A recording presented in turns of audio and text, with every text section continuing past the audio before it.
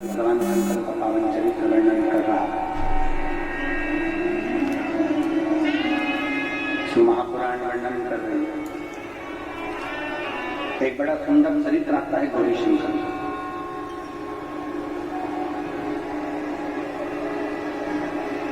शिव जी का एक नाम हुआ है मुक्तेश्वर।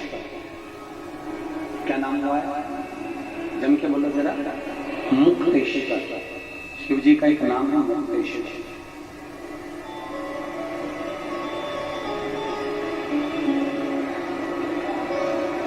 एक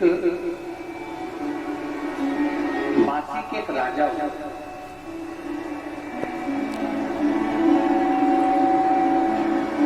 जो अपनी धर्म पत्नी के साथ में शंकर के शिवलिंग की आराधना करते हैं।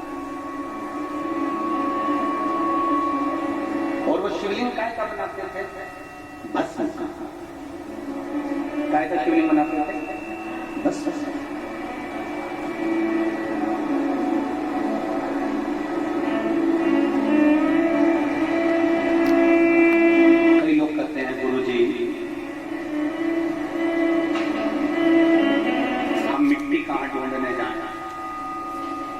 शिव महापुराण की कथा तो कहती है, ब्रह्म वैवर्त पुराण के अंतर्गत में लिखा हुआ है कि अगर कुछ ना मिले तो भस्म का, गाय का गोबर तो जल गया हो, कंडा जो जल गया हो, उसकी राख भी होना तो उसका भी शिवलिंग निर्माण कर सकते। बस भी कर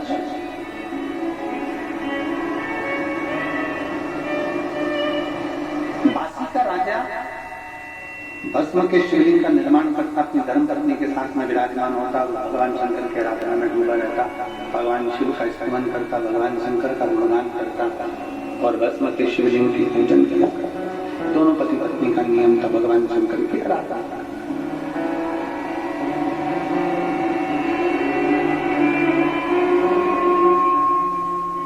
दोनों करते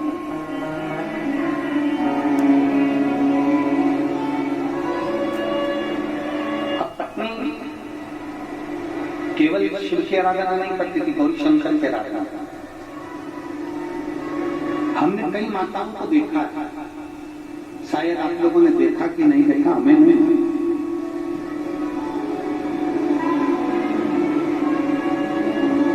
माताएं गोरानी करती। गोरानी करना मतलब सुहागिन। इधर होता है कि नहीं होता, कुरुद में हमको नहीं मानना।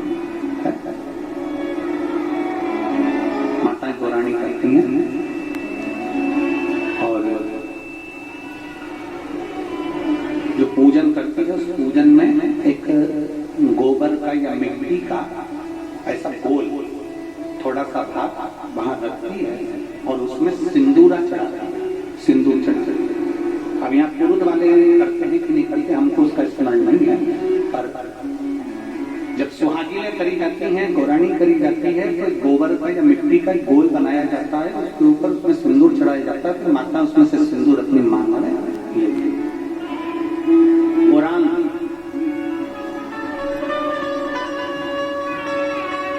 गौरी शंकर। कई माताओं को हमने देखा है कि भगवान शंकर के सामने थोड़ा सा जो भी हाथ खड़ा होता है उसको लेकर अपने मस्तक पर, अपने माथे पर उसको लगा लेती है, अपनी मानो। अब जो बासी का जो राजा था, बासी का जो राजा है, उसकी जो धर्म पत्नी है वो शिव जी की शिवलिंग का निर्माण करती है। उसके सामने अगर उसको मिल जाता है माटी का ढेला तो उस पर सिंदूर चढ़ा देती है, गोबर मिल जाता है तो उस पर सिंदूर चढ़ा देती है, या कोई पत्ता मिल जाता है वृक्ष का उस पर रखकर उस पर सिंदूर चढ़ा देती है। उसका 7 बार सिंदूर चढ़ाती है और 7 बार मांग में भरती ही उस बासी के राजा की धर्म पत्नी करनी है। जैसे हमने एक बार कथा में आपको वर्णन किया था, शायद आप लोगों ने सुना है कि नहीं सुना। जिनने सुना होगा वो बोल देंगे। एक बार हमने कथा में कहा था कि तुम्हारे श्रृंगार की अलमारी में जिसमें तुम दर्पण देखती हो, तैयार होती हो, नारी श्रृंगार की अलमारी में मांग भरने की कितनी भी पेंसिल रख ले, वो मांग भरने का कितना, वो 999 की पेंसिल आती है जिसकी वो 20 लेती है तो मांग भरा जाता है। पर मांग भरने के लिए तुम भले मांग भरो चाहे मत भरो, पर अपने उस अलमारी में एक लकड़ी का गोल चौकोर कैसा भी लंबा गोल चौकोर कैसा भी सिंदूर रखने का सिंदूरा अपनी अलमारी में जरूर होना चाहिए। हमने कथा में किसी ने सुना है ये बात, पहले कथा में किसी सुना है ना, तो अपने तैयार होने वाली अलमारी में एक सिंदूरा होना जरूरी है, एक सिंदूरा का होना बहुत जरूरी है। अब क्यों जरूरी है, तो एक प्रैक्टिकल करके देखना कि सियोर वाला महाराज में झूठ तो बोल के नहीं चले गए आप शुरू में, इसलिए प्रैक्टिकल जरूर करता।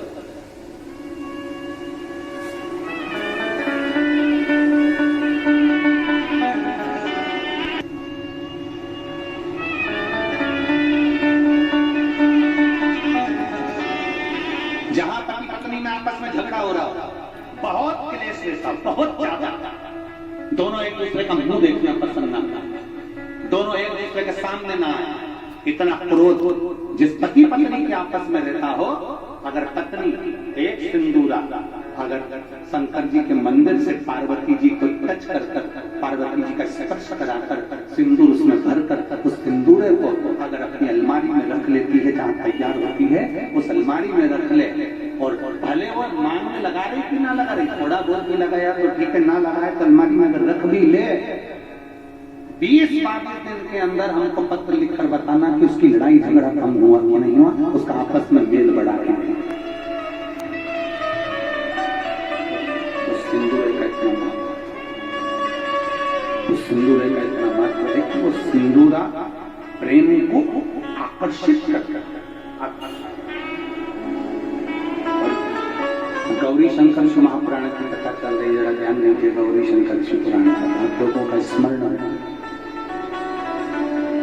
पार्वती जी गौरी है, शिव शंकर के साथ में ध्यान दें। कहते हैं जब मेरे देव अधिदेव महादेव और माता पार्वती दोनों प्रसन्न चित्त में होते हैं, दोनों प्रसन्न में होते हैं, तब कहते हैं जैसे गंगा शंकर की जटा से बहती है, मेरे शंकर पार्वती जब जनमानस पर कृपा करते हैं और कोई शिव की भक्ति में डूबा होता है तो शंकर और पार्वती भी अमृत की वर्षा करते ही अमृत की वर्षा करते। शिव भक्ति में आप डूबे, शंकर की भक्ति में आप डूबे, शंकर की आराधना में आप डूबे, शिव की भक्ति में आप डूबे, शंकर की गुणगान में।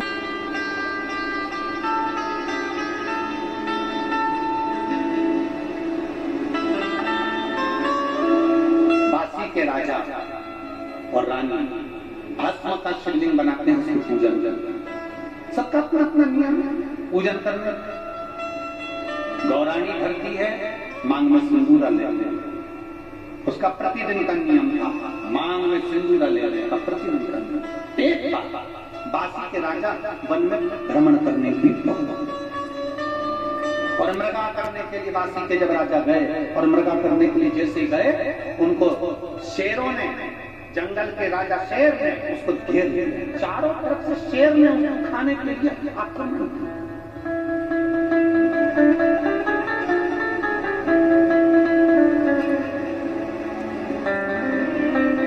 चारों तरफ से जब शेरों ने घेर लिया, शेर ने घेरा, वासी के राजा ने विचार किया कि अब मेरे प्राण बचाने वाला कोई नहीं, अब मेरे प्राण नहीं बच सकते, अब मेरा प्राण बचाने वाला कोई हो ही नहीं, अब मेरे प्राण नहीं बच सकते, अब मेरे प्राण नहीं बच पाएंगे। रानी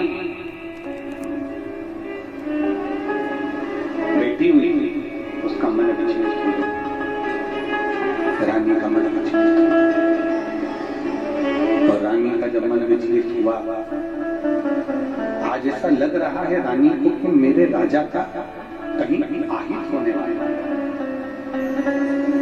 शंकर की आराधना करने वाली अर्धांगिनी, शिव को जल चढ़ाने वाली नारी, शंकर को जल चढ़ाने वाला पुरुष, शंकर को जल चढ़ाने वाली बेटी, शंकर को जल चढ़ाने वाली माता, शंकर को जल चढ़ाने वाला बेटा, शंकर को जल चढ़ाने वाला व्यक्ति जो शिव के मंदिर में रोज जाता है, अगर उसके साथ में कुछ आहित होने वाला होता है तो 7 दिन पहले देवादिदेव महादेव उसको थोड़ा ना थोड़ा हिंट दे देते हैं कि तेरे साथ वो आहित होने वाला है।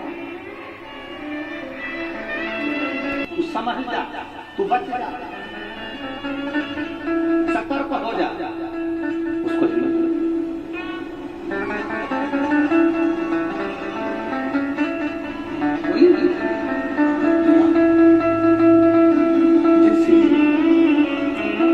बासी का राजा जंगल में जैसे ही फंसा, बासी का राजा जैसे जंगल में फंसा, चारों तरफ से शेरों ने जैसे घेर लिया तो उसकी धर्म पत्नी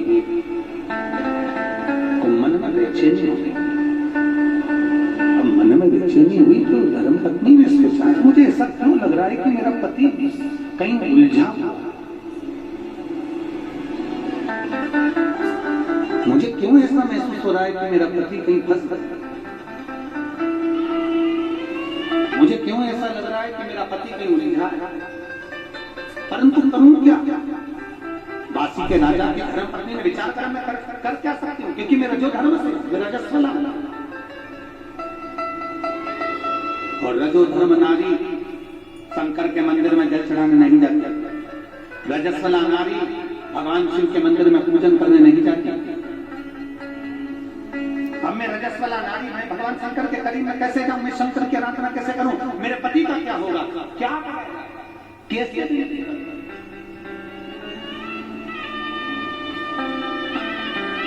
कैसे भी नहीं करूं, कैसे निवेदन करूं,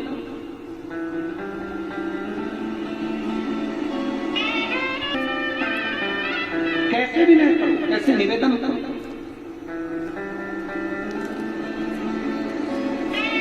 और बासी के राजा की रानी जो मट्टी का ढेला था, जो गोबर का ढेला था जिसमें सिंदूर डालकर सिर में लगाती थी, उस गौरी के पास में पहुंच गई। उसको हमारे यहाँ गौरी कहा गया, उसको हमारे यहाँ पार्वती कहा गया।